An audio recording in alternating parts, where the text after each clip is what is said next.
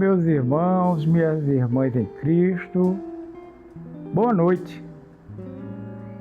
Boa noite e que a doce e serena paz do Mestre Jesus se derrame sobre todos nós da humanidade.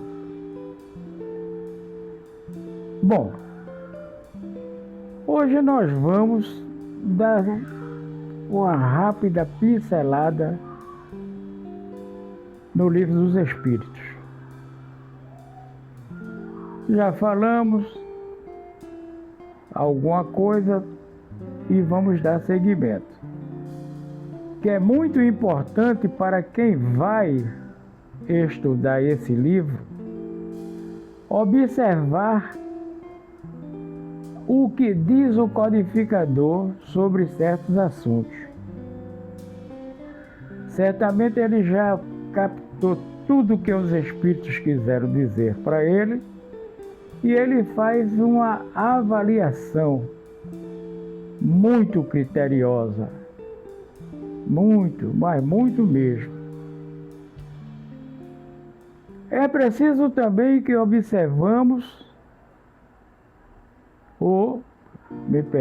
que observemos o que os espíritos chamam a atenção dele em prolegômenos, que os espíritos dizem: cuida com zelo do edifício que ora começa a construção, porque ele é nosso, e já botando por terra a ideia de que o Espiritismo tem dono, que o Espiritismo é de A, B ou C individual. Não. O Espiritismo é de todo aquele que o abraça como religião e estuda as suas orientações. Vejam como os espíritos são criteriosos. Quando o professor começa a fazer as perguntas, que era uma coisa recorrente naquela época, ele pergunta o que é Deus, definindo. Usa um pronome. Quem é Deus? Na segunda edição, já corrigindo a primeira. E os espíritos, até que ele pergunta que é Deus. Então indefine essa figura. Em todas elas, a resposta continua a mesma. É o alfa e o ômega, o princípio e o fim. E olhe que vale salientar que essa responsabilidade o Espírito levou para um estudioso, um cientista americano, onde havia a comunicação deles através das irmãs Fox, que ele declinou da ideia. Então eles foram para a França, onde encontraram o professor que já tinha um determinado conhecimento, como Kardec. Ele não aceitou o convite de vários amigos dele, até que chegou um mais comedido que conseguiu levá-lo a uma reunião. E foi nessa reunião que ele encontrou o espírito que fora um dos seus alunos lá entre os druidas. Então, meus amigos, a partir daquela primeira pergunta, com as respostas dos espíritos, vem uma série de outras perguntas, não de pouca relevância, mas que nós podemos abordar em outras ocasiões. Até que ele chama os espíritos e pergunta: então só existe no universo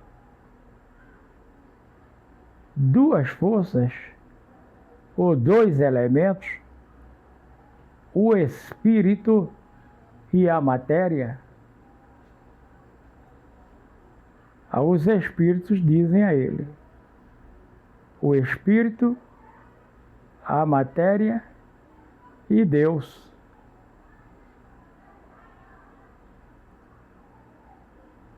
Por quê? Porque, na verdade, o espírito é a causa inteligente do universo. É a inteligência. Ele é quem produz os efeitos. Ele é a causa e ele produz os efeitos, manipulando os elementos que estão em torno dele, as energias. Energias essas que o codificador, em cima do conhecimento da época, chamou de fluidos. Até que no final do século, um outro cientista afirma peremptoriamente que o fluido é uma das fases da energia universal, da eletricidade.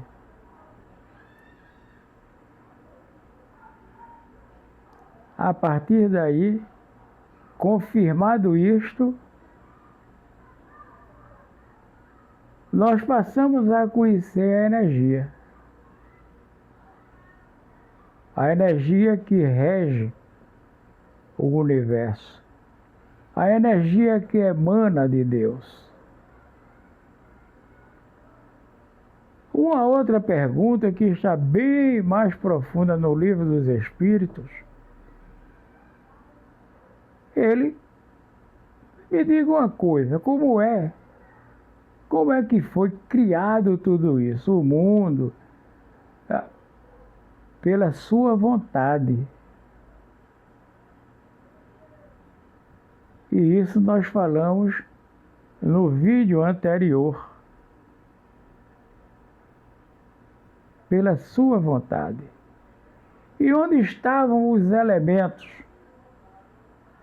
disseminados no espaço universal?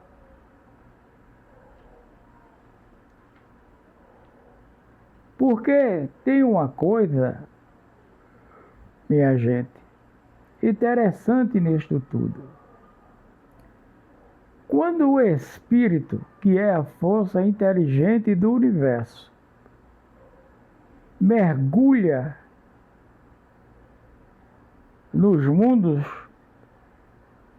ele mergulha para crescer, para manipular essas energias, formando os mais diversos elementos, as matérias palpáveis, as matérias que nós vemos e as que ainda não estão prontas para vermos. É aí, companheiros, que a gente tem que estudar e estudar muito. E como é que os espíritos manipulam essas energias? Através do seu perispírito. E o que é? O que é o perispírito? É profundo. São coisas que nós vamos chegar lá na frente para explicar. O perispírito é aquele corpo que o profeta fala lá em Gênesis, que viu uma escada ligando o céu à terra, e homens a subir e a descer, e ele não sabia se em corpo terreno ou celeste. Esse corpo, o perispírito precisa dele para atuar sobre a matéria bruta. E de onde ele retira os elementos para a formação desse corpo? Do ambiente aonde ele está vivendo. Mas é eterno isso? Ah, meu pessoal, o perispírito, o espírito deixa ali quando ele se locomove para outros mundos, retomando de elementos encontrados naquele mundo para onde ele foi. Isto aí é de imediato. Isso não tem demora. É ele largando um e pegando o outro.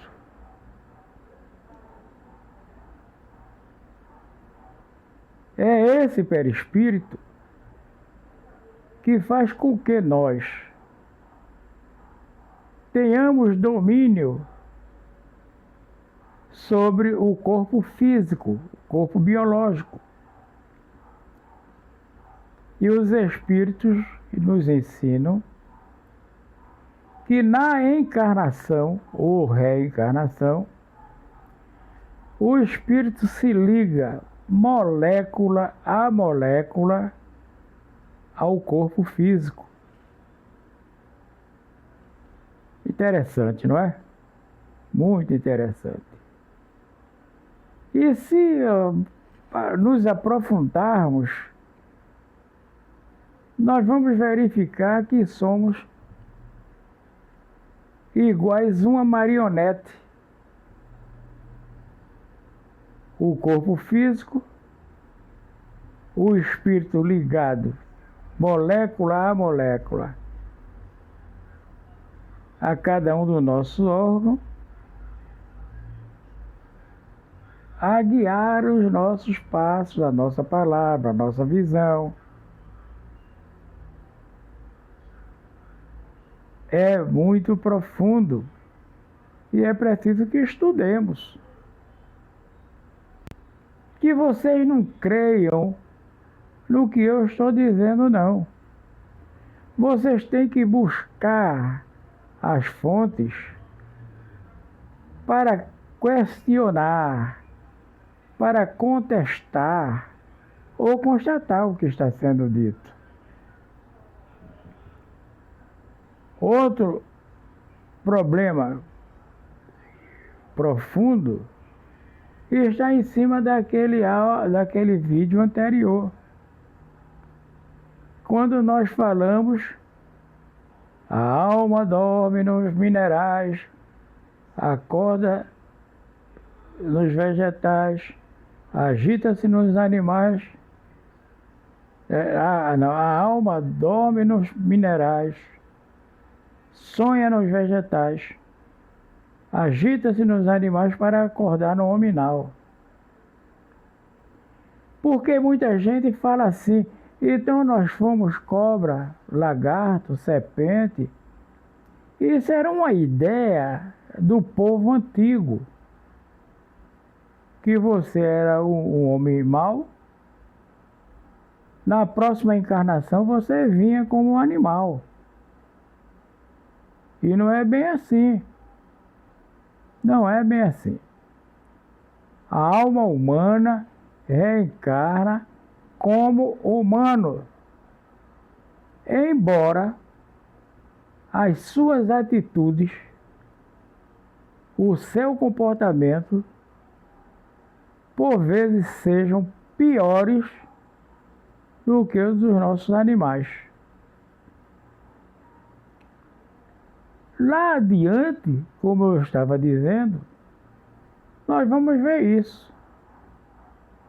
Quando o professor aborda a reencarnação dos animais, e é dito que os animais reencarnam de imediato, após a sua morte. Aquela alma animal é de imediato aproveitado. E lá adiante é dito que nos mundos superiores o animal continua sendo animal.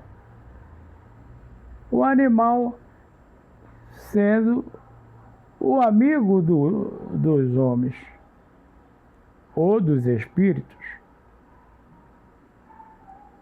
Então, o animal não tem nenhuma serventia depois de sofrer tanto, pouco importa.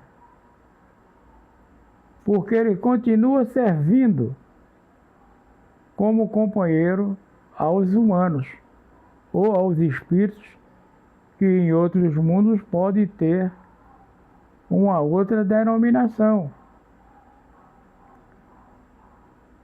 Eu estou dando aí rápidas pinceladas, os temas, para que quando formos abordar isto aí, vocês tenham estudado, se aprofundado, e a gente tenha condições de debater. É por isso que eu peço sempre, comentem lá no aberto, porque vai dar condições de a gente buscar uma resposta concreta, correta. Comentem, critiquem, é muito bom uma crítica. Nós saberemos entender. E assim nós vamos levar tudo da melhor maneira possível e adentrarmos o estudo da Gênese de Kardec. Que bem que eu não gostaria de entrar nisso, porque eu tenho um colega que já faz um estudo dela. Mas do livro dos Médiuns, que é muito empolgante, do Evangelho segundo o Espiritismo, o que é outro tema polêmico. São 4 evangelhos na Bíblia. Tudo de acordo com cada um dos evangelistas. Marcos, Lucas, João, até sair o Evangelho segundo o Espiritismo. Então, meus irmãos, meus amigos, eu espero que os senhores bebam desta água que ora estamos tirando do poço profundo do Espiritismo, da doutrina dos Espíritos, e que na próxima semana estejamos juntos. Eu só tenho uma coisa para lhes pedir: curtam, comentem, compartilhem, e que Deus esteja conosco hoje e sempre.